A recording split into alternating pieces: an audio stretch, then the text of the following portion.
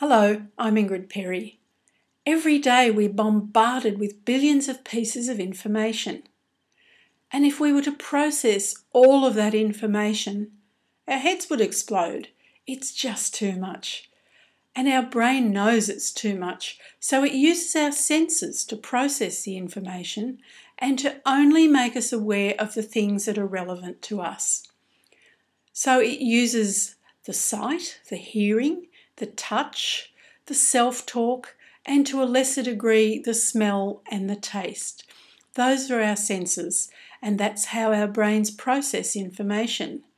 Now, we all use all of those senses to process information, but we all have preferred ways of processing. Some people are highly visual.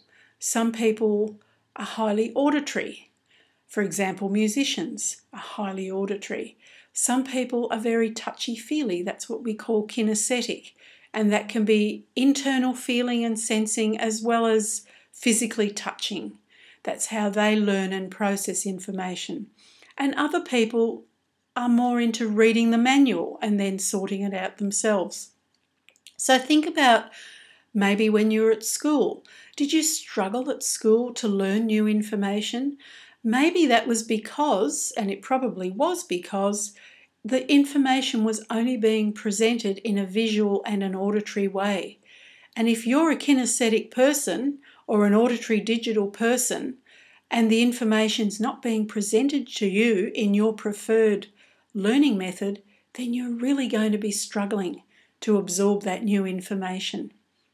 So why am I telling you this? This is really valuable stuff. And you can find out how people prefer to learn.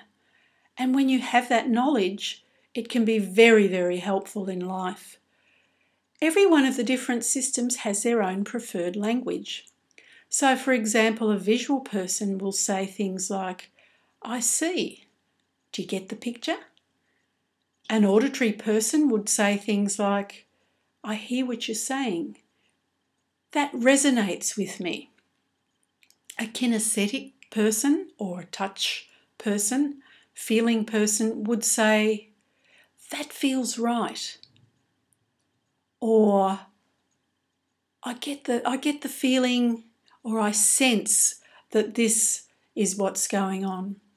And an auditory digital person, the self-talk person, will say things like, "I understand.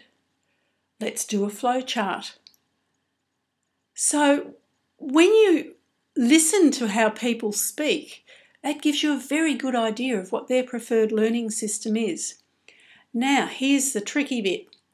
If you converse with somebody using the language of their preferred system, you're going to establish amazing rapport instantly. And it's been said that anything is possible in the presence of good rapport.